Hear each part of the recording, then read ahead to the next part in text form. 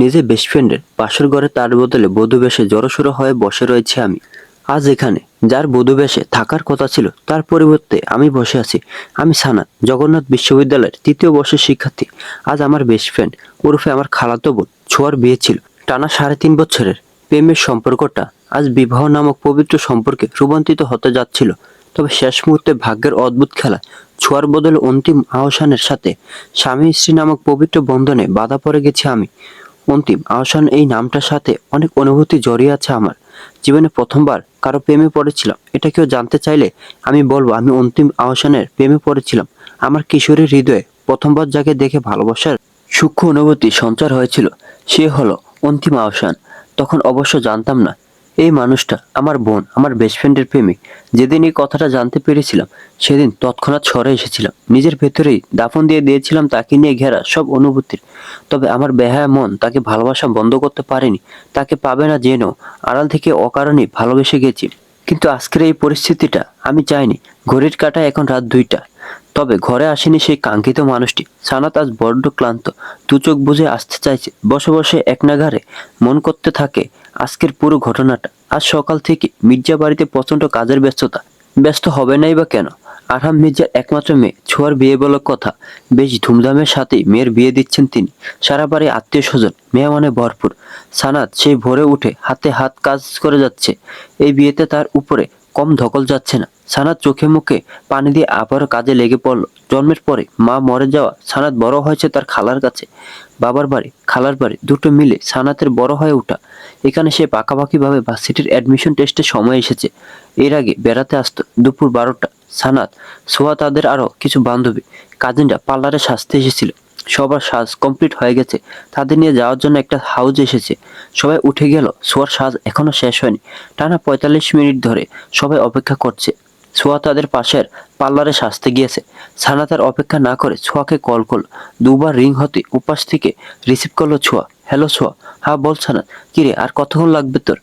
আমরা সবাই সে কখন থেকে অপেক্ষা করছি তোর জন্য। মামুনি ফোন দিয়ে তাড়া দিচ্ছে, বরযাত্রী রওনা দিয়ে দিয়েছে, তাড়াতাড়ি কর।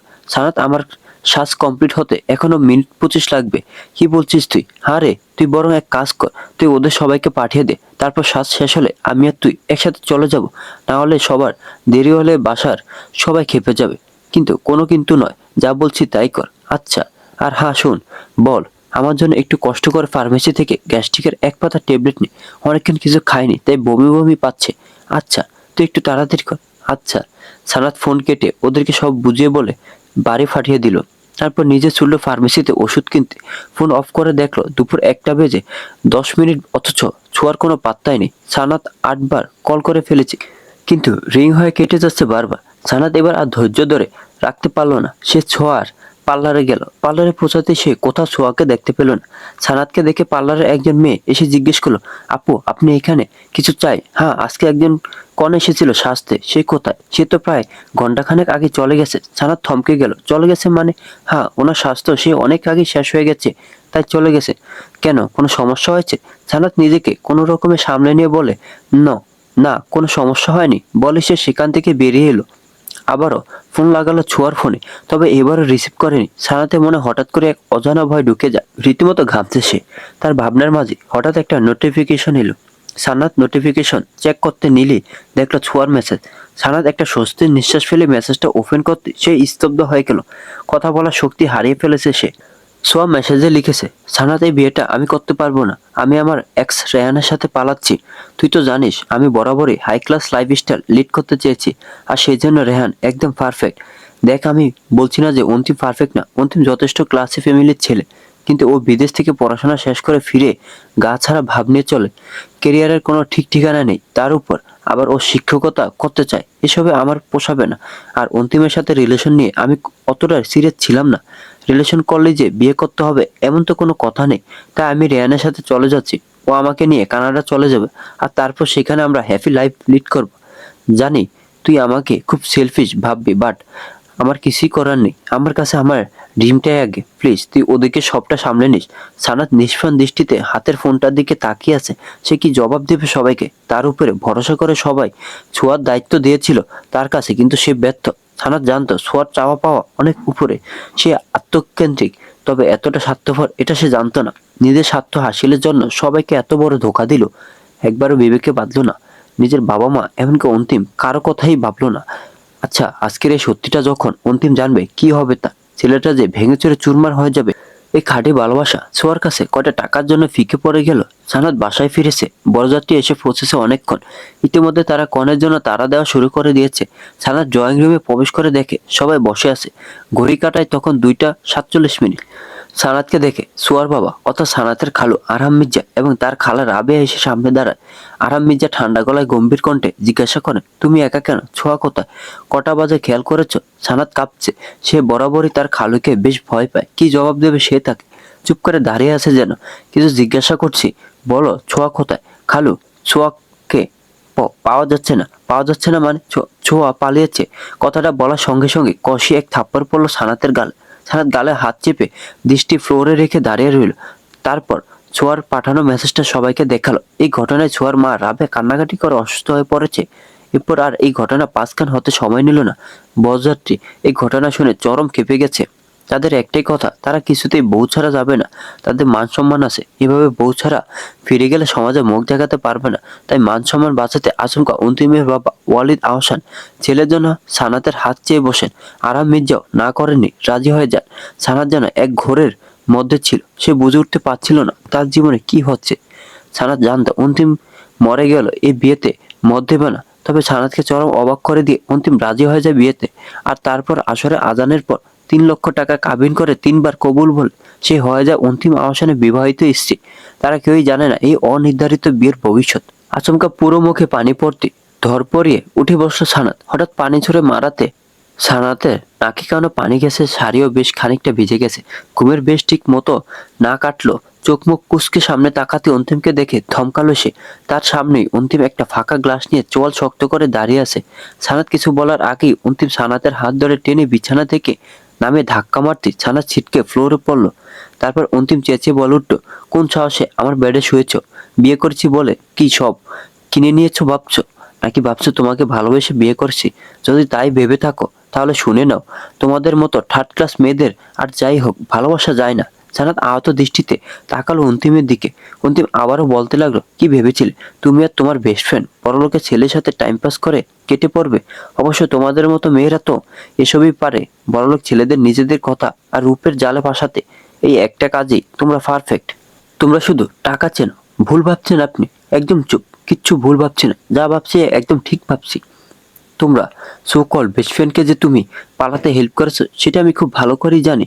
তাই এসব মিথ্যে বানোয়াট কাহিনী আমাকে শোনাবে না। তুমি আর তোমার বেস্ট ফ্রেন্ড এই সব কিছু প্ল্যান করে করেছো। তবে তুমি তোমার নিজের পাতা ফাঁদেই ফেসে গেছো। তোমাকে বিয়ে করেছি শুধুমাত্র নিজের জেদ আর প্রতিশোধ নিতে, আর তোমার লাইফটা হেল করে দিতে। তোমার বেস্ট ফ্রেন্ড না হয় পালিয়ে গেছে, কিন্তু তুমি, তোমার মুক্তি নেই। তোমার বেস্ট ফ্রেন্ডের ভুলের মাসুল তোমাকে দিতে হবে। Mind it. বলেই অন্তিম লাইট নিভিয়ে দিয়ে শুয়ে পড়ল। আর এদিকে সানাত অশ্রুসিক্ত চোখে তাকিয়ে রইল। আজ অন্তিমের বলা প্রত্যেকটা কথা তাকে ছিন্নভিন্ন করে দিচ্ছে। সে বারবার একটা কথাই ভাবছে, ভুলের মাসুল দিতে হবে, কিন্তু কিসের ভুল? সে কোন ভুলের মাসুল দেবে? তার ভুলটা কোথায়? সে নিজে তো পরিস্থিতির শিকার। সবটা কেমন উলটপালট হয়ে গেল এক নিমিষে। সানাতের চোখে বাঁচতে থাকলো অতীতের সেই দিনগুলো। সানাত তখন বিশ্ববিদ্যালয়ে ভর্তির জন্য চট্টগ্রাম থেকে ঢাকায় তার খালামণি অর্থাৎ ছোঁয়াদের বাসায় আসে। এখানে আসার পথে অন্তিমের সাথে তার প্রথমবারের মতো দেখা হয়। ভোর 4টায় বাস ঢাকার কাউন্টারে পৌঁছায়। সানাতেই প্রথম একা এত দূর এসেছে। এর আগে হয় বাবা না হয় খালামণি কাউকে নিতে পাঠিয়েছে। বাইরে তখনও অন্ধকার, শহরটা বেশ নিস্তব্ধ। সানাত গাড়ি থেকে নেমে আশেপাশে চোখ বোলালো। খুব একটা মানুষের আনাগোনা নেই বললেই চলে। এই নিস্তব্ধ শহরের ফুটপাতে শুয়ে আছে কিছু কুকুর। মোবাইলের চার্জ শেষ হয়ে বন্ধ হয়ে আছে। হাত ঘড়িতে চোখ বুলে দেখলো 4টা বাজে 10 মিনিট। রাতে বৃষ্টি হওয়ার ফলে আবহাওয়াটা বেশ শীতল। রাস্তায় কাকে জিজ্ঞেস করবে সেটা খুঁজতে হঠাৎ এক লোককে দেখতে পেয়ে সানাত এগিয়ে গিয়ে জিজ্ঞেস করলো, এই যে ভাই শুনছেন? লোকটি ফিরে তাকাতে সানাত বলল, জামে মসজিদ রোডটা কোন দিকে একটু বলবেন? আসলে আমি চট্টগ্রাম থেকে ঢাকায় এসেছি, আমার এক আত্মীয়ের বাসায় যাব। জামে মসজিদ রোডটা একটু দেখিয়ে দেবেন? আমার আত্মীয়ের আমাকে ওখান থেকে নিতে আসার কথা। আচ্ছা বলুন, আমি দেখিয়ে দিচ্ছি। সানাত যেন একটু ভরসা পেল। সে লোকটির সাথে হাঁটতে লাগলো, কিন্তু কিছু দূর যেতে তার মনে অদ্ভুত ভয় কাজ করতে লাগলো, কারণ লোকটি তাকে বেশ সরু গলি দিয়ে কোথায় যেন নিয়ে যাচ্ছে। এর আগেও সে তার খালামণিদের বাসায় এসেছে, তবে এমন রাস্তা দিয়ে সে আসেনি। সানাত থেমে গেল, তারপর লোকটিকে জিজ্ঞেস করলো, এটা কোন রাস্তা? আপনি আমায় কোন রাস্তা দিয়ে নিয়ে যাচ্ছেন? আরে আপনি ভয় পাবেন না, আসলে সামনের রাস্তাটা গত রাতে ঝড়ের ফলে গাছ ফলে ব্লক হয়ে আছে, তাই এই রাস্তা দিয়ে নিয়ে যাচ্ছি। আর একটু সামনের প্রায় এসেই পড়ছি। সানাতের সন্দেহ যেন দূর হলো না, সে বলল, না না, আমি এই রাস্তা দিয়ে যাব না, আমি মেইন রোড দিয়ে চলে যাব। লোকটি আচমকা সানাতের হাত চেপে ধরে বলল, আরে যাবে না মানে? এত দূরে এনেছি কি এমনি এমনি নাকি? সানাত ঘাবড়ে গেল। তার আর বুঝতে বাকি নেই সে ভুল মানুষের সাথে এসেছে। নিজের হাত ছাড়ানোর চেষ্টা চালাতে চালাতে সানাত বলল, ছাড়ুন আমার হাত, এত সহজে তো ছাড়বো না, ছেড়ে দিন বলছি। কোনো রকমে হাত ছাড়িয়ে সানাত ফাঁকা রাস্তায় ছুটতে লাগলো, আর তার পেছন পেছন ছুটতে লাগলো সেই লোকটি। সানাত দৌড়াতে দৌড়াতে একসময় আচমকা ধাক্কা খেল কারো বলিষ্ঠ পিঠে। আচমকা পেছন থেকে আক্রমণে অন্তিম কিছুটা পিছিয়ে গেল, তবে পর মুহূর্তেই নিজেকে সামলে পেছনে ঘাড় ঘোরাতে দেখতে পেল একটি শ্যামবর্ণের মেয়ে ভয়ার্থ দৃষ্টিতে তাকিয়ে আছে, চোখে মুখে স্পষ্ট ভয়ের ছাপ। মেয়েটি রীতিমতো হাঁপাচ্ছে। অন্তিম কিছু বলার আগে মেয়েটির পেছনে দাঁড়ানো লোকটিকে দেখতেই বুঝতে পারলো পুরো ঘটনা। লোকটি বৃষ্টি হেসে বলে, কি মামুনি, এবার কোথায় পালাবে? পালানোর সব রাস্তা তো বন্ধ। সানাত অসহায় দৃষ্টিতে অন্তিমের দিকে তাকায়। অন্তিম এবার একটু ঠিকঠাক হয়ে দাঁড়িয়ে বলে, কি ব্রো, এভাবে এই সময় একটা মেয়ের পেছনে দৌড়াচ্ছ কেন? মনে ধরে গেছে নাকি? মনে ধরবে না আবার? এই সময় ফাঁকা রাস্তায় আকাশে চাঁদ পেয়ে গেছি, মনে না ধরে উপায় আছে, বাট আফসোস চাঁদটা আর হাতে পাওয়া হলো না। মানে মানে এখান থেকে কেটে পড়, নোংরামে অন্য কোথায় গিয়ে কর। একটা মেয়ের পিছনে জানোয়ারের মতো হামলে পড়েছিস কেন? শালা গ্যাঞ্জাম করিস না, আমারটা আমাকে বুঝে নিতে দে। হিরোগিরি পরে করিস, এখন সর। তুই বোধহয় বাংলা ভাষা বুঝিস না, তোকে এখনো ভালোভাবে বলছি, চলে যা, নইলে আমি খেপে গেলে তোর মরা ছাড়া গতি নেই। দেখ, আমি আবারও বলছি, সমস্যা করিস না। এর থেকে চল দুজনে ভাগ করে মজা নে। মেয়েটা হ্যাপি আছে কিন্তু। অন্তিমে ধৈর্যের ভাত মুহূর্তে চূর্ণ বিচ্ছিন্ন হয়ে গেল। শরীরের সর্বস্ব শক্তি দিয়ে লোকটির গাল বরাবর ঘুষি মারল। মুহূর্তে লোকটি মুখ থুবড়ে রাস্তায় পড়ল। অন্তিম লোকটি ডান হাতটা পা দিয়ে রাস্তার সাথে পিষে ধরে বলল, কু বাচ্চা, মেয়ে দেখলে তোদের নোংরামের ইচ্ছা থাকে তাই না? তোদের জন্য সমাজের এই হাল, ঘরে মা বোন নেই তোদের? ছানাত পেছন থেকে কাঁপা কাঁপা গলায় বলল, ছেড়ে দিন, মরে যাবে। অন্তিম ছেড়ে দিল, তারপর এগিয়ে এসে ছানাতের মুখ বরাবর দাঁড়িয়ে কঠিন ঝাড়ি দিয়ে বলল, এই সময় একা বাসা থেকে বেরিয়েছেন কেন? ননসেন্স, আজকে একটা বিপদ হলে কে দেখতো আপনাকে? Answer me. বেশি স্বাধীনতা পেলে যা হয় আর কি। সানাত কেঁপে উঠল, তারপর কাঁপা কাঁপা গলায় বলল, আমি চট্টগ্রাম থেকে এসেছি, আমার খালামণির বাসায়। ফোনের শ্বাস শেষ। জামে মসজিদ রোড থেকে আমাকে নিতে আসার কথা, তাই জায়গা চিনতে ওই লোকের কাছে জানতে চেয়েছিলাম, কিন্তু ওই লোকটা অন্তিম কিছুটা নরম হলো, তারপর বলল, ঠিক আছে চলুন। বলেই সে সামনে হাঁটতে লাগলো, কিন্তু একটু সামনে এগোতেই দেখলো মেয়েটি তার পাশে নেই। ঘাড় ঘুরিয়ে পেছন তাকিয়ে দেখলো মেয়েটি সেই জায়গাতেই দাঁড়িয়ে আছে। অন্তিম গলা ছেড়ে গম্ভীর কণ্ঠে বলল, আমি খারাপ লোক নই, আশা করি মাথায় এইটুকু যাচাই করার ঘিলু আছে, তাই ড্রামা না করে চলুন। জানাত কিছু বলল না, চুপচাপ হাঁটতে লাগলো। জামে মসজিদ রোডের পাশে একটা দোকানের বেঞ্চে তারা দুজনেই বসে আছে। অন্তিম সানাতের দিকে না তাকিয়ে জিজ্ঞেস করলো, আপনার চক্করে পরে আমার ফ্রেন্ডের সাথে ট্যুরে যাওয়াটা মাটি হয়ে গেল। ডিসগাস্টিং। কোথায় আপনার রিলেটিভ? এখনো আসছে না কেন? কিছুক্ষণের মধ্যে এসে যাবে বোধহয়।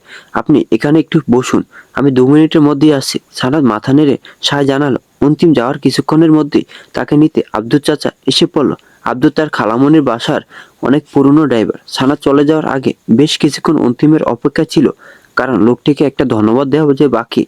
আর সানাত বকেয়া আর ঋণ জিনিসটা মোটেও পছন্দ করে না। তবে অপেক্ষা করে যখন লাভ হলো না, অন্তিমের দেখা তার আর মেলেনি। সানাত ব্যাগ থেকে একটা নোটবুক বের করে তার পাতায় লিখলো, আপনি অপেক্ষা করতে বলেছিলেন, কিন্তু আমায় নিতে লোক এসে পড়েছে। আপনার অপেক্ষা করেছিলাম, কিন্তু তা আর হয়ে উঠল না। আজকে সবকিছুর জন্য ধন্যবাদ। আপনার এই উপকার আমি তোলা রাখলাম। যদি কখনো ভাগ্য সুযোগ করে দেয়, তবে তা ফিরিয়ে দেব। আমি ঋণ আর বকেয়া রাখতে পছন্দ করি না। এটুকু লিখে সানাত কাগজটা তারা যে দোকানের বেঞ্চে বসেছিল সেখানেই ভাঁজ করে রেখে চলে গেল। সে জানে না আদৌ এই চিঠি পাপক অবধি পৌঁছাবে কিনা, আর না তার সাথে আর কখনো এই আগন্তুকের দেখা হবে কিনা। সকালবেলা কারো ধাক্কায় সানাতে ঘুম ভেঙে যায়। চোখ খুলতে দেখতে পেল সামনে দাঁড়িয়ে থাকা মেয়েটি তার দিকে একরাশ বিরক্তি নিয়ে তাকিয়ে আছে। সানাত কিছু বলে ওঠার আগে মেয়েটি বলতে লাগলো, কিরে, এতক্ষণে তোর ঘুম ভাঙলো? আমি সেই কখন থেকে তোকে ডেকে যাচ্ছি, আর তোর কোনো হুঁশই নেই। আমি তো ভয় পেয়ে গিয়েছিলাম, ভাবলাম বিরহে তুই আবার কিছু খেয়ে টেয়ে নিলি নাকি। সানাত খুব ভালো করে জানে এই মেয়ে তাকে আবার খোঁচাচ্ছে, যাতে সানাত গতকালের ঘটে যাওয়া ঘটনা থেকে একটু স্বাভাবিক হতে পারে। সানাত সামনে দাঁড়িয়ে থাকা মেয়েটির দিকে তাকিয়ে বলল, সকাল সকাল তুই শুরু করে দিয়েছিস তাই না? ওহে, সর সামনে থেকে, নে সরলাম, এবার উঠ। উঠে ফ্রেশ হয়ে নিচে এসে আমায় উদ্ধার কর। বান্ধবী অপস্থুরি মিস্টেক ভাবি, এখন তো আর তুই শুধু আমার বান্ধবী নেই, ভাবিয়া গেছিস। বলে হাসলো ওহি।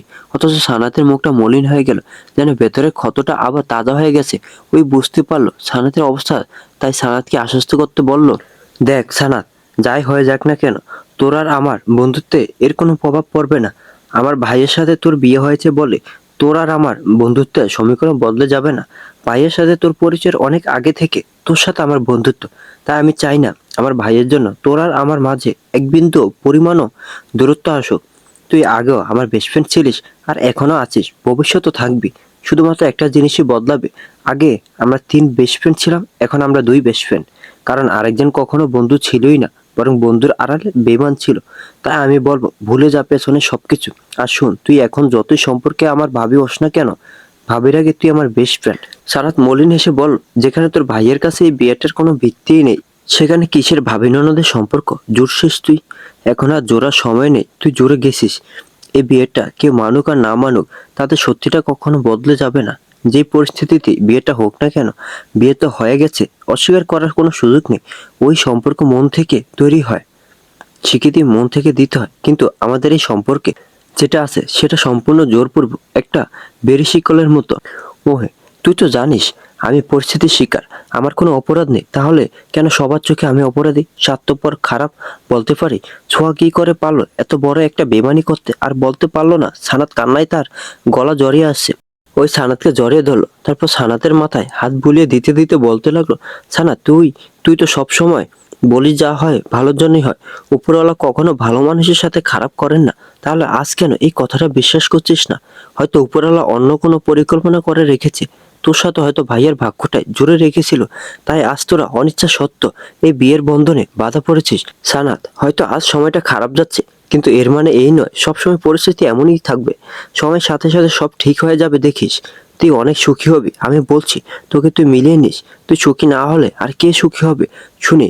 কারণ তুই তো পুরোটাই ভালো, সান্ত্বনা দিচ্ছিস মোটেও না। জানি তুই হয়তো এখন বিশ্বাস করবি না, কিন্তু দেখিস একটা সময় আসবে যখন ভাইয়া নিজে তোকে পাগলের মতো ভালোবাসবে। তোদের এই বিয়েটা তোদের জীবনে আশীর্বাদ হয়ে দাঁড়াবে, এটা আমি বলছি তোকে, তুই খুব ভালো করে জানিস। সানাত, আমি বরাবর আমার ভাইয়ের সাথে তোকে দেখতে চেয়েছি, কিন্তু ছোঁয়ার সাথে ভাইয়ের সম্পর্ক থাকায় আমি এই চাওয়াটা কখনো প্রকাশ করতে পারিনি। তবে আমি সবসময় চাইতাম যেন তোর সাথে আমার ভাইয়ার বিয়েটা হয়ে যায়। আর দেখ, উপরওয়ালা আমার ইচ্ছা পূরণ করেছে। এই বিয়েতে সব থেকে বেশি যদি কেউ খুশি হয়ে থাকে সেটা আমি, কারণ কেউ না জানলো আমি জানি তুই আমার ভাইকে কতটা ভালোবাসিস। কেউ তোর সযত্নে লুকিয়ে রাখা ভালোবাসা বুঝতে না পারলো, আমি পেরেছি। তোর চোখে আমি ভাইয়ার জন্য যে ভালোবাসা দেখেছি, তার এক ভাগও আমি ছোঁয়ার চোখে দেখিনি। তাই সবসময় চেয়েছি তোর ভালোবাসা যেন মর্যাদা পায়। সানাত, কোনো পরিস্থিতি নয়, তুই তোর ভালোবাসার জোরে ভাইকে পেয়েছিস। যে পাবে না যেন নিঃস্বার্থভাবে ভালোবাসতে পারে, তাকে উপরওয়ালা ঠকাবেন না। কিন্তু ওই ছোঁয়ার সাথে যদি আমার কখনো দেখা হয়, তাহলে ওর সাথে প্রত্যেকটা হিসেব মেটাবো। ওর জন্য আমার ভাই, তুই, পুরো পরিবার কতটা ভুগছে, তার হিসেব ওকে দিতে হবে। আর হ্যাঁ, মনে রাখিস একটা প্রবাদ আছে কিন্তু, পুরুষ তার প্রথম নারীর কাছে ঠকে আর দ্বিতীয় নারীর কাছে মরে। তাই আমি বলবো তোদের এই সম্পর্কটাকে সময়ের উপর ছেড়ে দে। যাই হোক, তুই ফ্রেশ হয়ে শাড়ি পাল্টে নিচে আয়, সবাই অপেক্ষা করছে। বলে ওই চলে গেল। আর সানাত ঠায় দাঁড়িয়ে ভাবতে লাগলো ওর বলা কথাগুলো, বিশেষ করে ওর বলা শেষ কথাটা। আচ্ছা, আদৌ কি সে কোনোদিন অন্তিমে দ্বিতীয় ভালোবাসা হতে পারবে? দ্বিতীয়বার কি ভালোবাসা যায়? এর উত্তর জানে না সানাত। ওই সাথে তার আলাপ বিশ্ববিদ্যালয়ে ভর্তির কোচিংয়ের সময়, সেখান থেকেই তাদের বন্ধুত্ব। ছোঁয়া ওই সে একই সাথে কোচিং করেছিল, তবে ভাগ্যক্রমে ওই আর তার একই পাবলিক বিশ্ববিদ্যালয়ের সুযোগ হলেও ছোঁয়ার হয়নি। ওই মেয়েটা বরাবর সানাতের পাশে ছিল। মেয়েটা সানাতকে সব থেকে ভালো বুঝতে পারে। ছোঁয়াও সানাতকে খুব ভালোবাসতো, তবে কেন সে সানাতকে বলির পাঠা বানালো তা জানে না সানা। সানাতের জীবনে দুজন ভালো বন্ধু ছিল, যার মধ্যে একজন নিজের বোন, যে কিনা সময়ের সাথে সাথে আসল রূপটা দেখিয়ে দিয়েছে। অথচ আরেকজন ঢাল হয়ে দাঁড়িয়েছিল। জীবনে প্রকৃত বন্ধু চিনত সানাত ভুল করেছে, এই ভুল তার পুরো জীবনটা এক নিমেষে বদলে দিয়েছে। সানাতের আজও স্পষ্ট মনে আছে সেই দিনটার কথা, যেদিন সে জানতে পেরেছিল ছোঁয়ার মন্তিমের সম্পর্কের কথা। সানাত তখন সদ্য বিশ্ববিদ্যালয়ে ভর্তি হয়েছে, তার খুশি তখন আকাশ ছাড়িয়েছে। এদিকে তার অবাধ্য মন সেদিনে হঠাৎ দেখা হওয়া অন্তিমকে নিয়ে হাজারো স্বপ্ন বুনতে শুরু করেছে। কবে থেকে কিভাবে তা জানে না সানাত, তবে এইটুকু জানে প্রথম সাক্ষাৎকারই সে প্রেমে পড়েছে সেই লোকটির। ছেলেটির নাম ঠিকানা কিছুই জানে না সে, অথচ তাকে নিয়ে রোজ চিঠি লেখে। সেই চিঠি দিন শেষে তার টেবিলের ড্রয়ারেই পড়ে থাকে। তার কথা ভেবেই আনমনে হাসে সানাত। আর এদিকে সানাতের এই অদ্ভুত প্রেম কাহিনী শুনে ছোঁয়া মজা উড়ায়। সে ভেবেই পায় না একাই অচেনা ছেলের সাথে প্রথম দেখায় কিছু না জেনে কিভাবে গভীর প্রেমে পড়া যায়। ছোঁয়ার পেছনে এক ছেলে 5 মাস যাবৎ ঘুরছে। অবশেষে ছোঁয়া 1 মাস হলো প্রপোজ রাজি হয়েছে। প্রপোজ অ্যাকসেপ্ট করার পরে জানতে পেরেছে সেই ব্যক্তি আর কেউ না, তাদেরই আরেক বেস্ট ফ্রেন্ড ওহির ভাই। বেশ কিছু মাস আগে বিদেশ থেকে পড়াশোনা শেষ করে ফিরেছে। আজ ছোঁয়া সানাতকে নিয়ে যাচ্ছে সেই বিশেষ মানুষটির সাথে দেখা করাতে। অবশ্য সাথে ওহিও যাবে। বেশ কিছুক্ষণ যাবৎ ছোঁয়া আর সানাত একটা ক্যাফেতে বসে অপেক্ষা করছে সেই বিশেষ মানুষটির জন্য। ছোঁয়া এতক্ষণ ধরে অপেক্ষা করতে করতে বেশ বিরক্ত। সানাত একটা পানির বোতলটা এগিয়ে দিয়ে বলল, খেপিস না, এসে যাবে। হয়তো জ্যামে আটকে গেছে। খেপবো না মানে? কতক্ষণ ধরে ওয়েট করছি, অথচ অন্তিমের কোনো হুঁশই নেই। কেউ কারো প্রেমিকার ব্যাপারে এতটা কেয়ারলেস কী করে হতে পারে? আচ্ছা শান্ত হ, আমি ওহিকে কল করছি। করে কোনো লাভ নেই, আমি ট্রাই করছি, ফোন সুইচ অফ। আচ্ছা বাদ দে ওদের কথা, তুই তো দেখছি এখানেও তাকে খুঁজছিস। আচ্ছা সে বুঝি খুব হ্যান্ডসাম? জানি না, তবে আমার চোখে তো তাই। ইস, এভাবে বলিস না। দেখা গেল আমি প্রেমে পড়ে গেলাম, তারপর তোর কাছে তাকে চেয়ে বসলাম, তখন তোর কি হবে জানো? বলে ছোঁয়া হাসতে লাগলো। কি আর করবো, তুই চেয়েছিস, আমি কি আর না করতে পারি? হাসি মুখে দিয়ে দেব। থাক আর চাপা মারিস না। মানুষ সব কিছু শেয়ার করতে পারে, কিন্তু ভালোবাসার মানুষকে না, বুঝলি? কথার মাঝে ছোঁয়া সামনে তাকাতেই দেখলো কাঙ্ক্ষিত মানুষটি এসে গেছে। সঙ্গে সঙ্গে সানাতের দিকে তাকিয়ে বলল, এই সানাত, ওই যে তোর জিজু এসে গেছে, দেখ। কোথায়? আরে গাদে তোর পেছনে। সানাত পেছনে তাকাতেই থমকে গেল। চোখে মুখে ফুটে উঠল খুশির ঝিলি। অবশ্যই সে এতদিন ধরে খুঁজে আসা মানুষটি দেখা পেল। সানাত ছোঁয়ার হাত আঁকড়ে বলল, পেয়ে গেছি ছোঁয়া। যাক, তোর মতো কানা যে দেখতে পেয়েছে এই অনেক। ইতিমধ্যে ওহি ও অন্তিম দুজনে ওদের সামনে এসে উপস্থিত হলো। অন্তিম এখনও সানাতকে খেয়াল করেনি। সে ছোঁয়ার সমানে এসে কান ধরে বলল, সরি মাই লাভ, এতটা অপেক্ষা করানোর জন্য। মুহূর্তে সানাতের সাজানো স্বপ্নগুলো চূর্ণ বিচ্ছিন্ন হয়ে গেল। অন্তিমের বলা কথাটা তার ভেতরে ঝংকার তুলেছে। সানাত নিষ্প্রাণ চোখে তাকিয়ে রইল সামনের মানুষটির দিকে। এদিকে ছোঁয়া বলতে লাগলো, হয়েছে, আর নাটক করতে হবে না। Meet her, she is my cousin and best friend. বলি সানাতের সাথে আলাপ করিয়ে দিল। অন্তিম সানাতকে দেখতেই বলে উঠল, আরে আপনি, তুমি চেনো ওকে? হ্যাঁ, কিছু মাস আগে ওনার সাথে আমার দেখা হয়েছিল। ওই তো উনি। তখন আর কিছু বলার আগে সানাত থামিয়ে দিল, কারণ তাদের কিভাবে দেখা হয়েছিল সেটা ছোঁয়ার ওহি জানতে পারলে ওরা বুঝে যাবে অন্তিমে তার সেই মানুষ যাকে সানাত ভালোবাসে। সানাত বলতে লাগলো, আচ্ছা কিভাবে চিনি সেটা বড় বিষয় নয়, আগে ওদের বস্তিত্ব দে। সানাতের কথায় বাকিটা চাপা পড়ে গেল। এরপর অনেক কথাই হলো, কিন্তু সানাত ছিল নিশ্চুপ।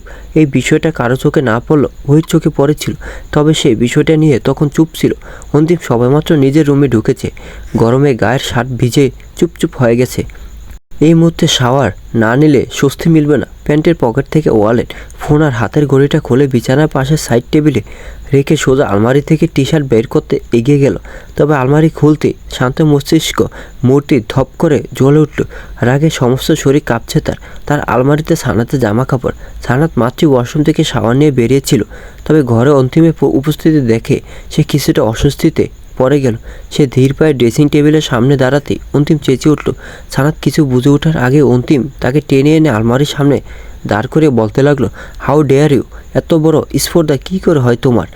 বিয়ে করেছি বলে কি নিজেকে আমার বউ ভাবতে শুরু করে দিয়েছ? অধিকার বুঝে নিচ্ছ? আপনি ভুল ভাবছেন, আমি ওগুলো রাখিনি। Just shut up. একদম ইনোসেন্ট শাস্তে আসবে না অন্তত। আমার সামনে তো একদমই না। তোমার সাহস কী করে আমার আলমারিতে নিজে জামা কাপড় রাখার? কোনো কিছুর পারমিশন নেওয়ার প্রয়োজন বোধ করো না, তাই না? অবশ্য তোমাদের মতো মেয়ের থেকে আর কী বা এক্সপেক্ট করা যায়? তোমরা তো এই একটা কাজই পারো আদায় করতে, সেটা যেভাবে হোক। যেমন ফ্যামিলি তেমন মেয়েরা। সানাত আহত দৃষ্টিতে তাকালো অন্তিমের দিকে, অথচ অন্তিম তার দৃষ্টি সম্পূর্ণ উপেক্ষা করে ঘৃণাভরা দৃষ্টিতে তাকালো। তারপর বলল, ভবিষ্যতে কখনো এসব স্ত্রী সাজার নাটক করবে না। তোমার মতো লোভী স্বার্থপর নাটকবাজ মেয়েদের আর যাই হোক স্ত্রীর মর্যাদা দেওয়া যায় না। না আমি এই বিয়ে কোনোদিন মানব, আর না তোমাকে কখনো নিজের স্ত্রী হিসাবে মানব। সো এসব সস্তা আবেগ আমার সামনে দেখাতে আসবে না। আর ভুলে যেও না, এই বিয়েটা শুধুমাত্র তোমার আর তোমার বোনের বিমানের রিভেঞ্জ নেওয়ার জন্য করেছি। বলি অন্তিম ঘর থেকে বেরিয়ে গেল। সানাত ধপ করে ফ্লোরে বসে পড়ল আর তারপর হাউমা করে কেঁদে ফেলল। কি দোষ তার? সে তো কাপড়গুলো রাখেনি, ওই রেখেছিল। আর কি বলে গেল সস্তা আবেগ? তার আবেগ সস্তা? কত অনায়াসে তার আবেগকে সস্তা বলে গেল লোকটা। শুধু সস্তা নয়, তাকে লোভী, স্বার্থপর, নাটকবাজ নামক উপাধি দিয়ে গেছে। আচ্ছা, আদৌ কি সে লোভী, স্বার্থপর? এতটা অপমান কি তার প্রাপ্য? সানাতের ভেতরে সত্তাটা বলে ওঠে, না সানাত, তুই লোভী না, তুই স্বার্থপর না, তুই অপরাধী না। এত অপমান তোর প্রাপ্য না। কেন মুখ বুজে সহ্য করছিস? আর কত সহ্য করে যাবি? সবাই যে তোর কোমলতার সুযোগ নিয়ে তোকে আঘাত করে যাচ্ছে, কেন তুই অন্যের দায় নিজের ঘাড়ে নিবি? এবার তো অন্তত জবাব দে, অন্তত নিজের জন্য হলেও জবাব দিতে শিখ। চুপ করে থাকিস না আর। মন আর মস্তিষ্কের দ্বন্দ্বে সানাত ক্লান্ত। এরই মাঝে নিচ থেকে ডাক এলো, তাকে নিচে ডাকছে। সানাত সন্তর্পণে গালের পানি মুখে নিয়ে উঠে দাঁড়ালো। ড্রয়িং রুমের সোফায় মাথায় ঘুমটা টেনে জড়সড় হয়ে বসে আছে সানাত। তাকে ঘিরে রেখেছে অন্তিমের ফুফু, খালা, মামিরা। সকলের মধ্যে অন্তিমের বড় ফুফু বেশ অদ্ভুতভাবে সানাতকে দেখছে। কণ্ঠে বেশ গম্ভীরতার রেশ টেনে তিনি জিজ্ঞাসা করলেন, তা তোমার বাবার বাড়ি কোথায়? জি চট্টগ্রাম। ও, বাবা কি করে? জি তাঁত শাড়ি ব্যবসা করে। শুনলাম মা নেই, তোমার বাবা দ্বিতীয় বিয়ে করেছেন? হ্যাঁ, আমার জন্মের সময় মা মারা গেছেন, এরপর বাবা বিয়ে করেছেন। সে ঘরে ছেলে পেলে নেই? হ্যাঁ, 2 ভাই বোন আছে। বোন উচ্চ মাধ্যমিক দেবে আর ভাই 10ম শ্রেণীতে পড়ে। ও, বলেই তিনি পেছনে দাঁড়ানো অন্তিমের মায়ের পানে তাকিয়ে বলে উঠেন, অন্তিমের মা, যা দেখলাম তাতে এই মেয়ে অন্তিমের জন্য আনা লাগে না। বাপের বাড়ির অবস্থাশালীও কোনো রকম তেমন ভালো নয়, মেয়েও তেমন আহামরি সুন্দরী নয়, গায়ের রং চাপা। কোথায় আমার ভাতিজা অন্তিম, আর কোথায় এই মেয়ে? একদম বেমানা। সানাদের চোখ দুটো মুহূর্তে ছলছল করে উঠল, কিন্তু সে সর্বোচ্চ দিয়ে চোখের পানি আড়াল করার চেষ্টা চালাচ্ছে। এরই মধ্যে অন্তিমের মা অর্পিতা আঞ্জুম বলে উঠলেন, বড় আপা, এভাবে বলবেন না। টাকা পয়সার কথা উঠছে কেন? টাকা পয়সা কি আমাদের কম আছে? আর গায়ের রং একটু চাপা, তাতে কি চেহারাটা বড্ড মায়াবী। আমার ওহির বান্ধবী, ওকে তো আমি এর আগে কত দেখেছি, যথেষ্ট অমায়িক মেয়ে। থামো তুমি, কত ভালো মেয়ে তা আমার ঢের জানা আছে।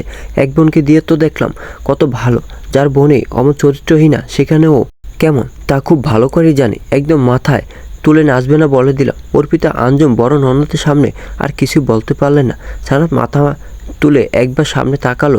চোখের সামনে অস্পষ্ট ডাইনিং টেবিলে অন্তিম খাচ্ছে আর টুকটাক কথা বলছে। ওখান থেকে সে সব কথাই শুনতে পেয়েছে, অথচ একবারও ফিরে তাকালো না। সানাত নিজের ভাবনায় নিজেই তার ছেলে হাসি আসলো। ভেতরে সত্তাটা বলে উঠল, তুই কার কাছে কি আশা করিস সানাত? অন্তিম আসানের থেকে তুই তোর জন্য সম্মান আশা করিস? এত পৌর মূর্খের স্বর্গে বাস। যে মানুষ তোকে অসম্মান করতে এক তিল পরিমাণ ছাড় দেয় না, তার কাছ থেকে কিনা তুই সম্মান আশা করিস? হাস্যকর। ধিক্কার জানানো উচিত তোর নিজের উপর। সানাত আর ভাবতে পারলো না। সে নিজেও জানে না তার এত খারাপ কেন লাগছে। সে তো জানে তার সাথে এমন কিছুই হবে, তবু কেন কষ্ট পাচ্ছে। সানাতের ভাবনার মাঝে অন্তিমের মা অর্পিতা আঞ্জুম বলে উঠলেন, সানাত, তুমি ওই সাথে উপরে যাও, গিয়ে তৈরি হয় না। রিসেপশনটা অত বড় করে করা তো আর সম্ভব হয়ে উল্টো না এই পরিস্থিতিতে, তাই ঘরোয়াভাবে হচ্ছে। ওই সানাতকে নিয়ে উপরে গিয়ে রেডি করে দে, একটু পরে মেহমানরা আসতে শুরু করবে। সানাত আর দাঁড়ালো না, ওই সাথে উপরে যাওয়ার জন্য পা বাড়ালো। ড্রেসিং টেবিলের আয়নার সামনে বসে নিজেকে একদৃষ্টিতে তাকিয়ে দেখছিল সানাত। শ্যামবর্ণ গায়ে জড়িয়েছে মেরুন রঙের কাতান শাড়ি, সাথে কিছু ভারী অলংকার আর মুখে মোটামুটি পশাদরি। সব মিলিয়ে সানাতের মায়াবী মুখটা আরও মায়াবী লাগছে। ওই পেছন থেকে আয়নায় সানাতের দিকে তাকিয়ে বলল, কি রে, কেমন সাজালাম বল? বলেছিলাম না তুই নিজের থেকে চোখ ফেরাতে পারবি না? মিলল তো? সত্যি সানাত, তোকে আজ খুবই সুন্দর লাগছে, মাশাআল্লাহ। দাঁড়া, একটু কাজল ছুঁয়ে দে, না হলে আবার নজর লাগবে। তুই থামবি? ওহে, আমার মতো কালো মেয়ের দিকে কেউ নজর দিবে না, বুঝলি? একদম ফালতু কথা বলবি না সানাত। কে বলছে তুই কালো? তুই হলি উপন্যাসের কবিদের লেখা শ্যামসুন্দরী রমণী। সানাত হেসে বলল, তোর সান্ত্বনা তোর কাছেই রাখ। আমি জানি আমি দেখতে কেমন, কচু জানিস তুই। সানাত আয়নার দিকে তাকিয়ে ওহিকে দেখে মলিন হাসলো। তারপর হঠাৎ জিজ্ঞাসা করলো, আচ্ছা ওহি, আজ তো ওই বাড়ি থেকে মামুনি আর খালুও আসবে, তাই না? ওই কিছুক্ষণ চুপ করে দাঁড়িয়েছিল, তারপর শান্ত স্বরে বলে উঠল, ওনারা আসবে না সানাত। সানাতের উচ্ছ্বাসটা যেন হঠাৎ করে মিলিয়ে গেল। ওই বল, বাবা কল করেছিল তোর খালুকে, সে মুখের উপর না জানিয়ে দিয়েছে। ও, সানাতের বুক ফেটে কান্না বেরিয়ে আসতে চাইছে, তবুও সে কোনো রকমে নিজেকে সামলে নিয়ে বলল, আজ আমার জায়গায় ছোঁয়া হলে নিজে খালা মামুনি আসতো বল। আমি বলেই আসছে না, অবশ্য ঠিকই আছে। হাজার হলো আমি তো আর তাদের নিজেদের মেয়ে নই। ছোঁয়া তো নিজের মেয়ে। নিজের সন্তানের সাথে অন্য সন্তানের তুলনা চল। সানাত, বাদ দে এসব। আজকের দিনটায় এসব ভেবে কষ্ট পাস না। ঘড়ি কাটা 12র ঘরে অন্তিম এখনও ঘরে ফেরেনি। সারাদিনের ধৈর্যাপ শেষে ক্লান্ত শরীরটা সোফায় এলিয়ে দিয়ে শুয়ে পড়েছে সানাত। শরীরটা যেন আর চলছে না। চোখের পাতায় রাজ্যের ঘুম এসে ভর করতে গভীর নিদ্রে তলে গেল সে। বেশ সকালবেলায় ঘুম ভেঙে গেছে সানাতের। ঘুম থেকে উঠে প্রথমেই তার দৃষ্টি গেছে বিছানায় ঘুমন্ত অন্তিমের দিকে। কাল রাতে সে যখন ঘুমিয়েছিল তখন অবধি অন্তিম আসেনি, তারপর কখন এসেছে তা সে জানে না। সানাত অন্তিমের দিকে তাকিয়ে ভাবে, ছোঁয়া কতই না ভাগ্যবতী হতে পারত যদি সে এই বিয়েটা করত।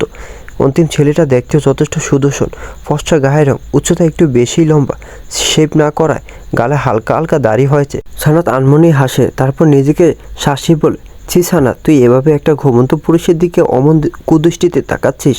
তার সুযোগ নিছিস? তুই তো দেখছি ভারী অভদ্র মেয়ে। সকালে ডাইনিং টেবিলের সামনে দাঁড়িয়ে আছে সানাত, তার পাশে ঘা ঘেঁষে দাঁড়িয়ে আছে ওহি। তবে অদ্ভুত বিষয়, একটু পর পর সে সানাতের দিকে তাকিয়ে বোকার মতো মিটমিটে হাসে। সানাত ভ্রু কুঁচকে তাকিয়ে আছে ওহির দিকে। সকাল সকাল এই মেয়ের এমন অদ্ভুত আচরণে সে বেশ বিরক্ত। তাই এবার সে দাঁতে দাঁত চেপে জিজ্ঞাসা করেই ফেলল, কি হয়েছে তোর? এভাবে গাদার মতো দাঁত কেলাচ্ছিস কেন? ওই কিছু বলল না, উল্টা আবারও হাসলো। সানাত খেপে গিয়ে জিজ্ঞেস করলো, এই ফাজিল, তুই হাসছিস কেন? মাথার তা ছেড়ে গেছে নাকি? তোকে দেখে হাসছে বলেই আবার হেসে দিল। কি, আমাকে দেখে হাসছিস মানে? আমাকে তোর কোন দিক দিয়ে হাস্যকর লাগছে? তোকে দেখে আমার শুধু হাসি না, লজ্জাও লাগছে। কি যা তা বলছিস? পাগল হয়েছিস নাকি? আমাকে দেখে তোর লজ্জা লাগছে কেন? কারণ তুই সকালে গোসল করেছিস। বলে ওই মুখ টিপে হেসে দিল। তো এতে হাসার কি আছে? তুই সকাল সকাল কেন গোসল করেছিস তা কি আর জানি না ভেবেছিস? সানাত ওর কথার মানে বুঝতে পেরে অবাক হয়ে তাকিয়ে আছে। তারপরে খেপে গিয়ে বল, অসভ্য, অশ্লীল, তোর চিন্তা ভাবনা তোর মতো, ছি ছি, কি আমার সুশীল মেয়ে রে? তোরা করতে পারবি আর আমি? বাকি কথাটুকু বলার আগেই সানাত ওহির মুখ চেপে ধরল, তারপর চোখ রাঙিয়ে বলল, এই অসভ্য, তোর মুখে কিছু আটকায় না। আর তুই যার সাথে আমার কথা বলছিস সে তোর বড় ভাই হয়। ছি ছি, শেষ অবধি কিনা নিজের ভাইয়ের। বলতেই ওহির মুখ ছেড়ে দিল। ওহি জোরে জোরে শ্বাস নিয়ে বলল, ফাজিল মেয়ে আরেকটু হলেই আমি মরে যেতাম। বাফরে! দুজনের কথার মাঝে হঠাৎ অন্তিমের মা অর্পিতা আঞ্জুম বলে উঠলেন, সানাত, হ্যাঁ আন্টি বলুন। অন্তিম উঠেছে? জানি না তো, আমি যখন উঠেছি তখন ঘুমোচ্ছিল, এখন বোধহয় উঠেছে। আচ্ছা তুমি একটু এই কফিটা ওর ঘরে দিয়ে আসো মা। আমি? হ্যাঁ তুমি। কেন, কোনো সমস্যা? না মানে? পাশ থেকে ওই বলে উঠল, কোনো মানে নেই, চুপচাপ কফিটা নিয়ে ভাইয়াকে দিয়ে আয়। সানাত আর কিছুই বললে উঠতে পারলো না। কফি হাতে নিয়ে সোজা সিঁড়ির দিকে পা বাড়ালো। অন্তিম ওয়াশরুম থেকে ফ্রেশ হয়ে ড্রেসিং টেবিলের সামনে দাঁড়িয়ে চুল মুছছে। এদিকে দরজার সামনে কাচুমাচু করে কফি নিয়ে দাঁড়িয়ে আছে সানাত। ভেতরে যাওয়ার সাহস হচ্ছে না। সানাত দরজায় আসতে করে টোকা দিতেই ভেতর থেকে ভরাট গলায় অন্তিম বলল, খালা, এতক্ষণ লাগে কফি আনতে? সানাত ভয়ে রীতিমতো ঘামছে। না জানি আজ কোন শনি আছে কপালে। শাড়ির আঁচল দিয়ে কপালের ঘামটুকু মুছে নিয়ে বুকে ফু দিয়ে আস্তে করে পা রাখলো ঘরে। অন্তিম উল্টো দিকে ঘুরছিল, তাই এখনও খেয়াল করেনি। তারপর আবারও বলল, কি হলো কফিটা? এটুকু বলেই থেমে গেল অন্তিম। আয়নার মধ্যে দিয়ে সানাতকে দেখে ঘুরে তাকালো। তারপর চোয়াল শক্ত করে জিজ্ঞাসা করলো, তুমি কেন কফি নিয়ে এসেছো? সানাত তোতলাতে তোতলাতে বলল, আপনার কফিটা আন্টি পাঠিয়েছে। অন্তিম চোয়াল শক্ত করে দাঁড়িয়ে আছে। হঠাৎ করে সানাতের হাত থেকে কফির মগটা নিয়ে ছুঁড়ে মারল ফ্লোরে। মুহূর্তে ঘর জুড়ে চূর্ণ বিচ্ছুন্নের শব্দ হলো। সানাত চোখ বন্ধ করে মুখ খিচে দাঁড়িয়ে আছে। ধীরে ধীরে চোখ খুলতে দেখলো ফ্লোরে কফির মগটা ভেঙে টুকরো টুকরো হয়ে ছড়িয়ে ছিটিয়ে পড়ে আছে। অন্তিম সানাতের দিকে তাকিয়ে বলতে লাগলো, আচ্ছা তোমার প্রবলেম কি? তুমি বুঝো না আমি জাস্ট তোমাকে সহ্য করতে পারি না। এত গায়ে পড়া কেন তুমি? ও শিট, আমি কাকে কি বলছি? তোমরা তো গায়ে পড়াই, তোমাদের ক্যারেক্টারই তো এমন। বড়লোকের ছেলে হাত করা, তারপর রূপের জালে আর কথার মায়ায় ফাঁসিয়ে ইউজ করা। কিন্তু মানতে হবে, তুমি আর তোমার বোন গেমটা কিন্তু দারুণ খেলেছো। আই অ্যাপ্রিসিয়েট, বাট আফসোসের বিষয় পুরোপুরি সাকসেসফুল হতে পারলে না। তোমার সাহায্যে তোমার বেইমান বোন প্লাস বেস্ট ফ্রেন্ড তো পালিয়েছে, তাই বড়লোক এক্সের সাথে তোমারও নিশ্চয়ই এরকম প্ল্যান ছিল, কোনো বড়লোকের ছেলেকে হাত করে ফাঁসিয়ে নেওয়া। কিন্তু তুমি নিজে খুব বাজেভাবে ফেসে গেছো। তোমরা ভালোবাসার নামে নোংরা খেলা খেলতে জানো? ভালোবাসা কি আদৌ জানো? তোমাদের মতো ক্যারেক্টারলেস মেয়েদের দেখলে আমার জাস্ট ঘেন্না লাগে। সানাতা সহ্য করতে পারলো না। আজ সব ধৈর্যের সীমা অতিক্রম করে গেছে। সবসময় শান্ত থাকা যা সানাত মুহূর্তেই রণমূর্তি ধারণ করলো। হঠাৎ করে অন্তিমে শার্টের কলার চেপে ধরে গর্জে উঠে বলল, ব্যাস অন্তিম আহসান, এবার থেমে যান। অনেক বলেছেন আপনি, কিন্তু আর না। শুরু থেকে শুধু আপনার কথা হজম করে আসছি, তবে আজ আর সহ্য করতে পারলাম না। আমার সহ্যের সীমা আজ আপনি লঙ্ঘন করে গেছেন। প্রথম থেকে আমাকে আপনি যা নয় তাই বলে আছে, কিন্তু কিচ্ছু বলিনি। মুখ বুজে সবটা সহ্য করে গেছি শুধুমাত্র এই ভেবে যে না আপনার মাথা ঠিক নেই, এত বড় একটা ধাক্কা খেয়েছেন তাই হয়তো রাগের মাথায় যা খুশি বলছে, কিন্তু না, আমার এখন মনে হচ্ছে আপনার মেন্টালিটি এরকম চিপ, ঠিক ভুল বিচার করার বোধ আপনার নেই। বারবার আমাকে সেই একই কথা বলে আসছেন আমি চরিত্রহীন, লোভী, স্বার্থপর, সুবিধাবাদী, এরকম নানান উপাধি আমায় দিয়ে ফেলেছেন, কিন্তু আমি কিছুই বলিনি। কিন্তু আজ যদি আমি কিছু না বলি তার অর্থ এই হবে আমি এগুলো মেনে নিচ্ছি কারণ আমি এগুলি, কিন্তু আমি জানি আমি এগুলোর একটাও নই। আপনি বারবার বলছেন আমি নাকি ছোঁয়াকে পালাতে হেল্প করেছি, এগুলো নাকি প্রি প্ল্যান। আমি যদি ছোঁয়াকে পালাতে সাহায্য করেও থাকি তাতে আমার কী লাভ? আমি কেন করতে যাব এসব? আর ছোঁয়া তো কোনো বাচ্চা মেয়ে নয় যে আমি ওকে যা করতে বলবো ও তাই করবে। কই আপনাদের প্রেম তো আমি করিয়ে দিইনি, আপনারা নিজেরাই করেছেন। 3.5 বছর একটা সম্পর্কে ছিলেন, কত সময় কাটিয়েছেন একসাথে, কত সুখ দুঃখের আলাপ করেছেন, তাও কেন অপর পাশের মানুষটাকে চেনে উঠতে পারেননি? কোথাও তো নিশ্চয়ই খামতি ছিল যার জন্য আজকে এই দিনটা এসেছে। ভালোবেসেছেন আপনারা, অথচ আপনাদের ভালোবাসায় বলি হয়েছে আমি। আচ্ছা আমার অপরাধটা কি একটু বলতে পারেন? আমার অপরাধ এটাই আমি ছোঁয়াকে অন্ধের মতো বিশ্বাস করেছি। আচ্ছা ওইও তো আমাদের বেস্ট ফ্রেন্ড, তাহলে কি ছোঁয়ার পালানোর পেছনে ওইরও হাত আছে নাকি? সে আপনার বোন বলে তার 7 খুন মাপ, আপনার কাছে এর কোনো জবাব নেই অন্তিম আহসান। এটুকু বলে সানাত অন্তিমের কলার ছেড়ে দিল। অন্তিম কোনো কথা বলছে না, শুধু এক দৃষ্টিতে সানাতের দিকে তাকিয়ে আছে। সানাত কাঁদছে, চোখের পানি মুছে আবার বলতে লাগলো, আপনি ভালোবাসার কথা বলেছিলেন তাই না? ভালোবাসার সংজ্ঞা আমার আপনার থেকে শিখতে হবে না, কারণ আপনার থেকে প্রখরভাবে আমি ভালোবেসেছি একজনকে এবং এখনও বাসি তাকে।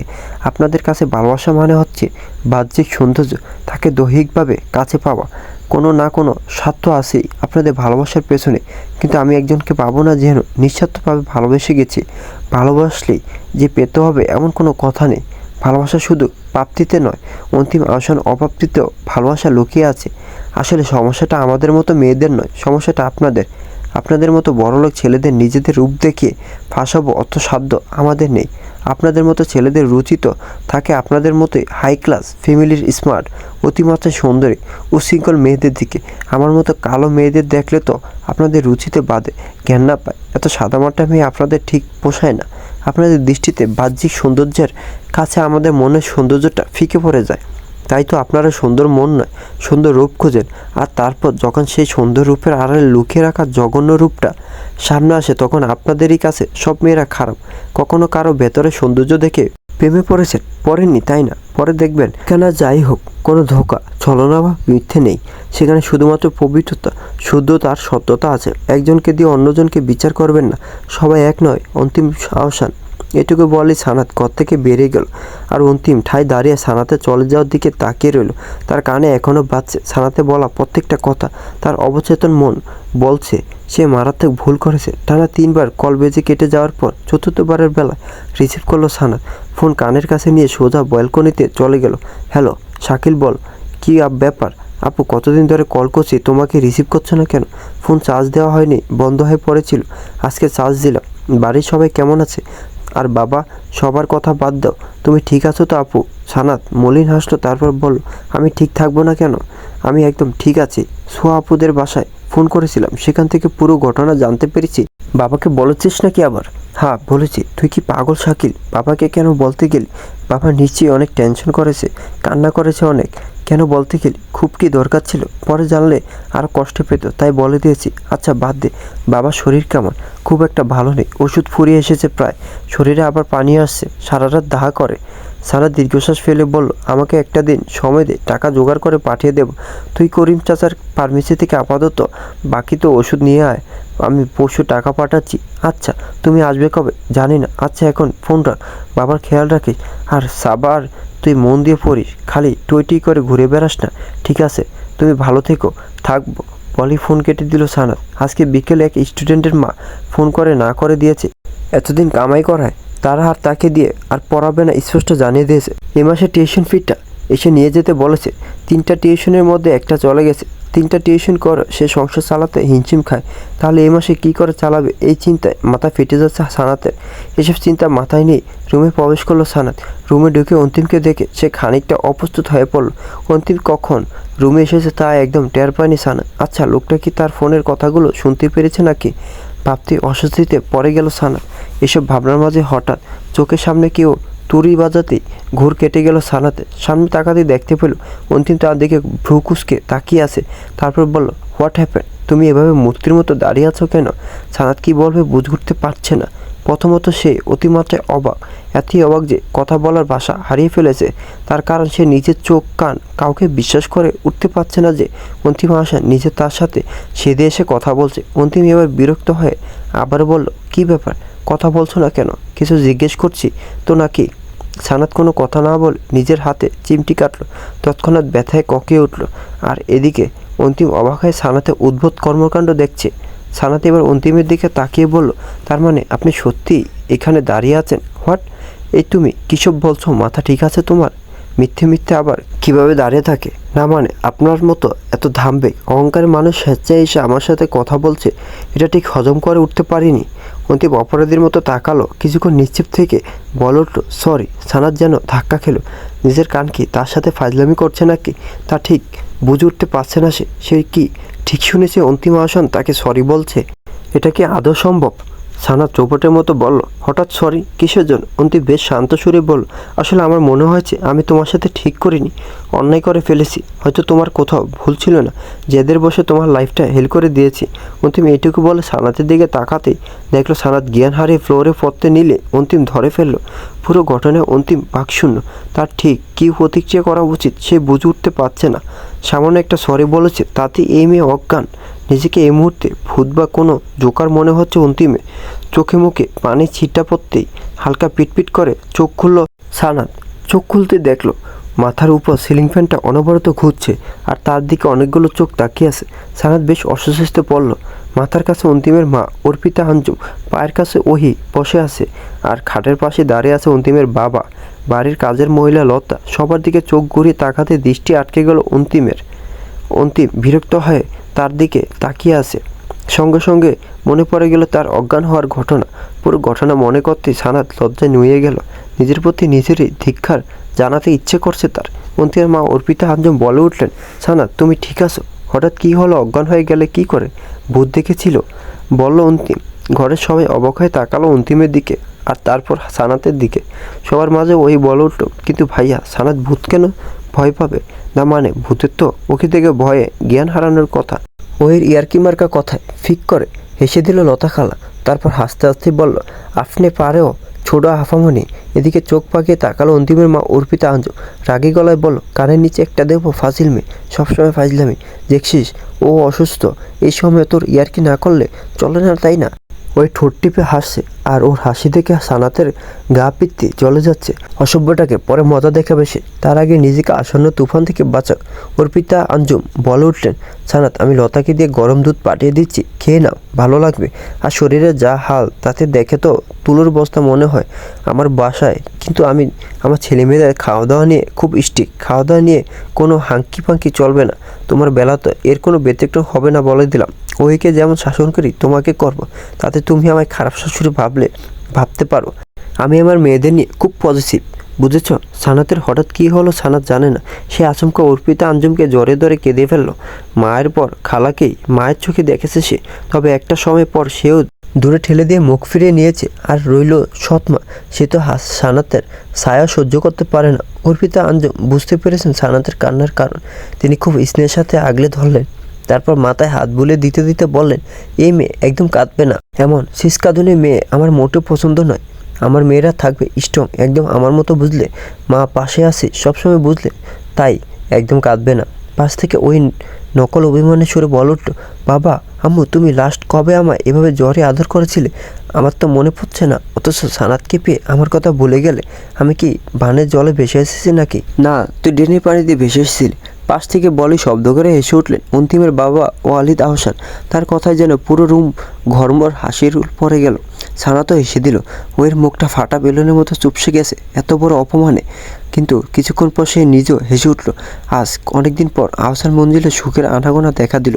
অদ্ভুতভাবে আজকের এই দৃশ্যটা অন্তিমের কাছে খারাপ লাগলো না, বরং কোথাও না কোথাও ভালো লাগা কাজ করলো।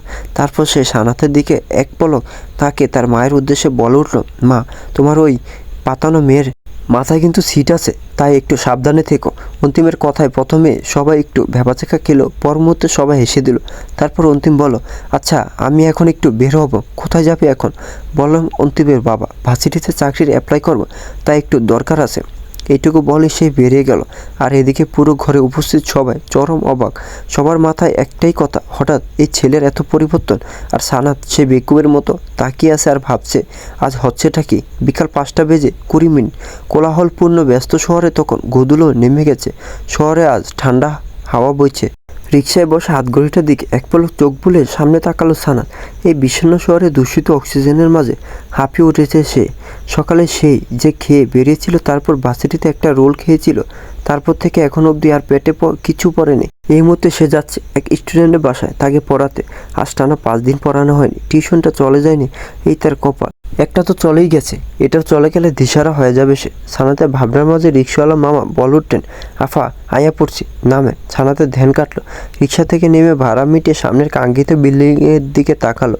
তারপর গেটের কাছে এসে দাঁড়াতেই দারোয়ান চাচা বিনয় হেসে গেটটি খুলে দিলেন। আজ অন্তিমরা 4 ফ্রেন্ড একসাথে হয়েছে। হাসি মজা ইয়ার্কিতে মেতে উঠেছে বন্ধুমহল। গল্পের মাঝে অন্তিমের বন্ধু এজাজ বলে উঠল, অন্তিম তোর বিয়েটাতে তো অ্যাটেন্ড করতে পারলাম না, দেশের বাইরে ছিলাম। বিবাহিত লাইফ কেমন যাচ্ছে বল, আমরা একটু শুনি। আর ভাবির সাথে কবে আলাপ করাবে? এজাজের কথায় লিমন বলে উঠল, দোস্ত আমি ওর বিয়েটা খাইতে পারি না। শালা কাজিনের বিয়েটা ওই সময় পড়ছিল, তাই খুলনা গেছিলাম। পরে নাদিমের থেকে জানলাম ওর বিয়ায় পুরা সিনেমার কাহিনী হয়েছে। সে যাই হোক, কিন্তু তোদের মধ্যে কি এখন সব ঠিকঠাক আছে? তোরা প্লিজ এই টপিকটা বাদ দিবি। বলল অন্তিম। বাদ দিব কেন? দেখ অন্তিম, যা হয়েছে হয়েছে, অ্যাকসেপ্ট করে নে দোস্ত। আমি তোরে একটা কথাই বলবো, যা হয়েছে ভালো হয়েছে। বলল না দে, ভালো হয়েছে তা ঠিক, কি ভালো হয়েছে আমার একটু বল।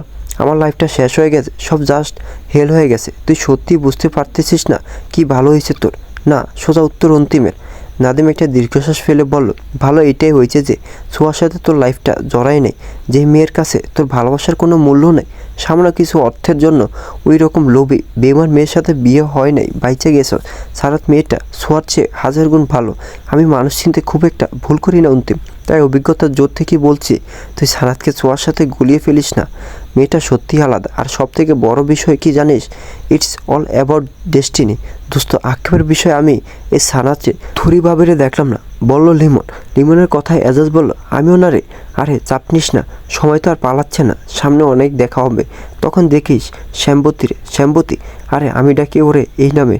আগে যখন ছোঁয়ার সাথে আসতো তখন এই নামেই ডাকতাম। বলেই মলিন হাসলো নাদিম। সে হাসিতে কিছুটা বিষণ্ণতা ছিল, যা কারো দৃষ্টিগোচর হলো না। অন্তিম কোনো কথা বললো না, চুপচাপ বসেছিল। কিছু সময় পর নাদিম বলল, ওকে গাইস, এখন যেতে হবে, ইমার্জেন্সি কাজ আছে। যা যা, তোর কি ইমার্জেন্সি কাজ? থাকি আর আমরা জানি না। বলল লিমন। শালা তোর নেগেটিভ মাইন্ড, বলে হেসে চলে গেল নাদিম। এসে যে ম্যাথগুলো হোমওয়ার্ক দিয়েছি ওগুলো সলভ করে রাখবে, আমি কালকে এসে দেখব, ঠিক আছে? ওকে মিস, ঠিক আছে, তাহলে আমি এখন উঠি।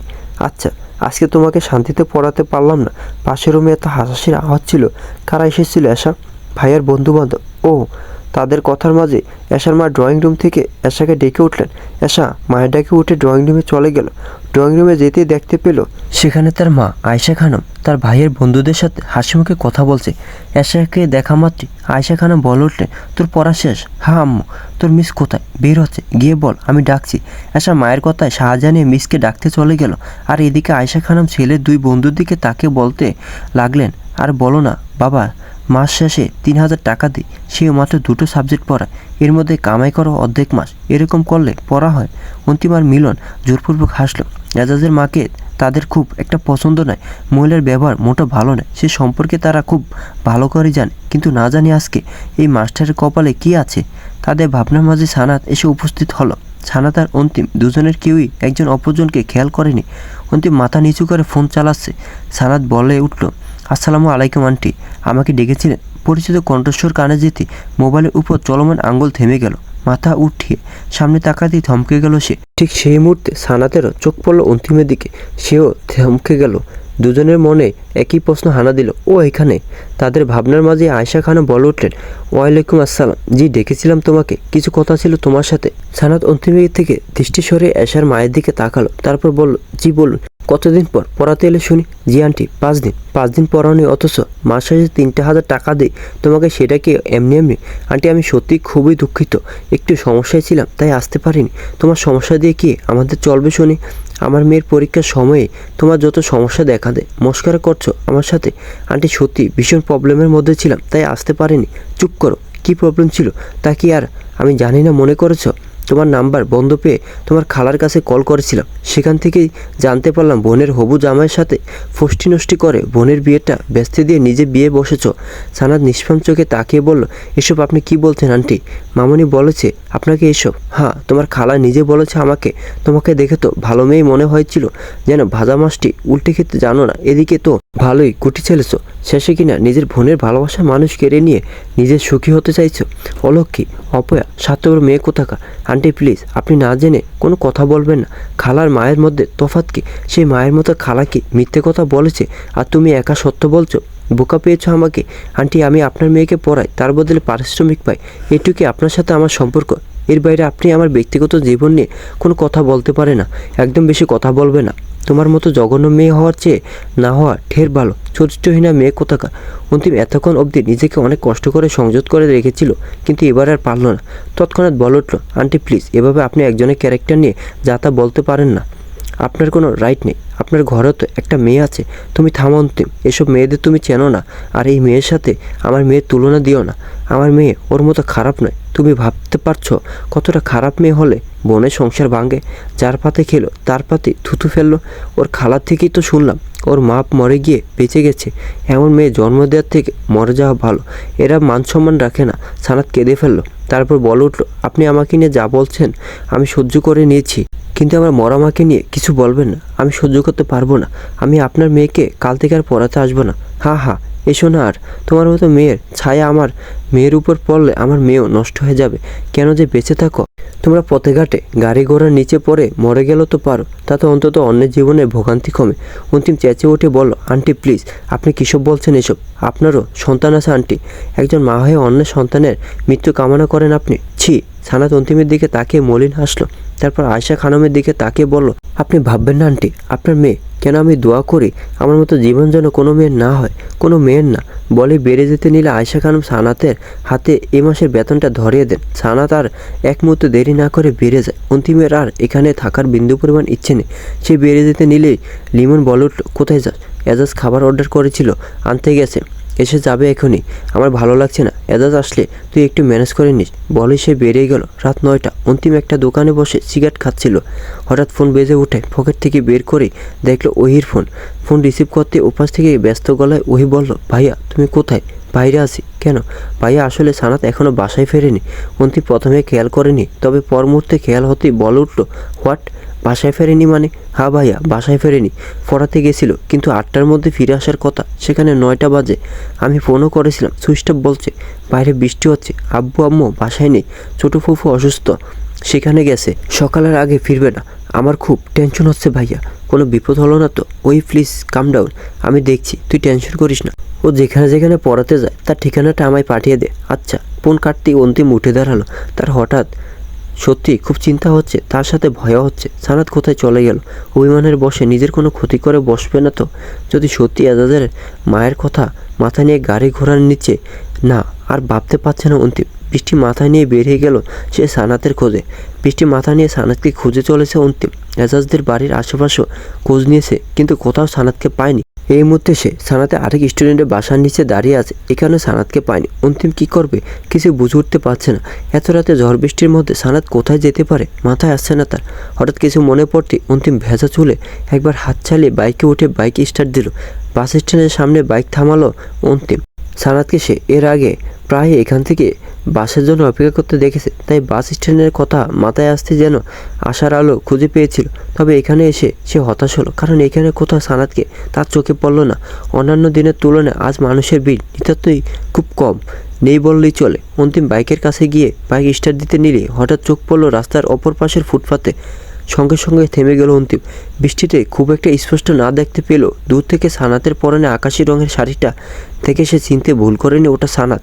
অন্তিম বাইক থেকে নেমে দৌড়ে গিয়ে সানাতের সামনে দাঁড়াতেই দেখল সানাত ফুটপাতে মাথা নিচু করে বসে আছে।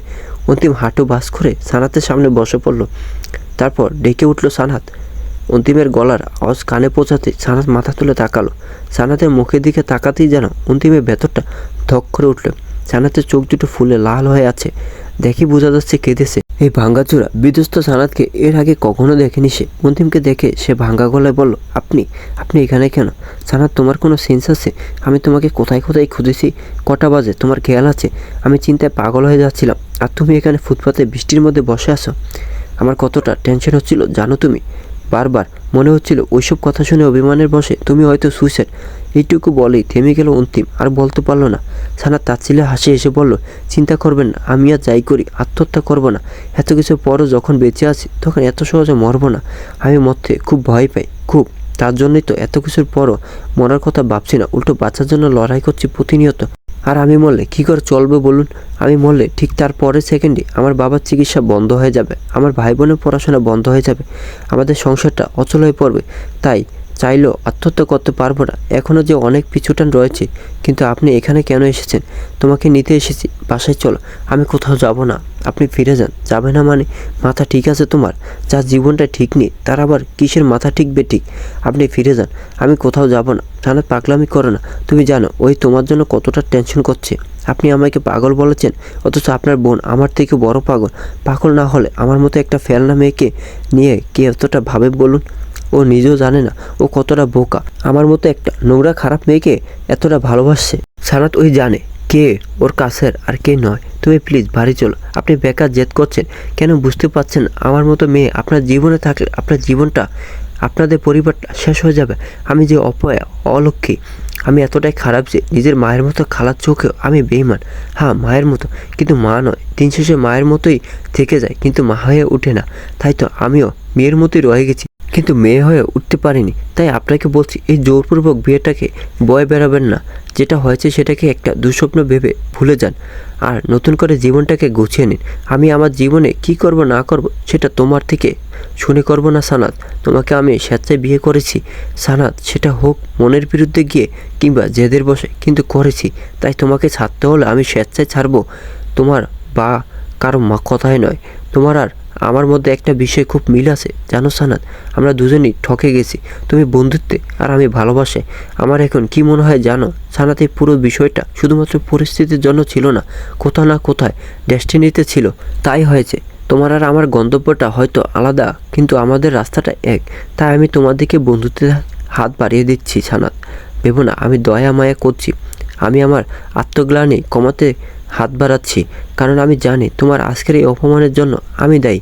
আমি যদি সেদিন একবারের জন্য হলো জানতাম তুমি অন্য কাউকে ভালোবাসো, তাহলে বিশ্বাস করো আমি আর যাই হোক না কেন জেদের বসে তোমার লাইফ নিয়ে খেলতাম না। তাই বন্ধুত্বের হাত বাড়াচ্ছি। সানাত, তুমি কি আঁকড়ে ধরবে এই হাতটা?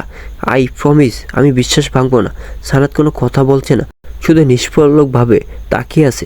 অন্তিম আবারও বলল, ধরবে না সানাত? সানাত আঁকড়ে ধরে কেঁদে ফেলল। অন্তিম আলতো করে সানাতের গালে হাত রেখে বলল, সানাত প্লিজ কান্না থামো, এখন অনেক রাত হয়ে গেছে, বাড়ি ফিরতে হবে। আর তুমি তো ভিজে একাকার হয়ে গেছো, সাথে আমিও।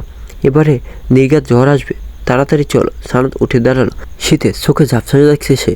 তারপর অন্তিমের পেছনে গিয়ে বাইকে উঠে বসলো। অন্তিম একটা হেলমেট দিয়ে বাইক স্টার্ট দিতে দিতে ভিও মিররের দিকে তাকিয়ে বলল, অস্বস্তি বোধ করো না, শক্ত করে ধরে বসো। তোমার গা গরম, জ্বর আসবে বোধহয়, আর দুর্বল আছো, যে কোনো সময় সেন্সলেস হয়ে যেতে পারো। তাই শক্ত করে ধরে বসো।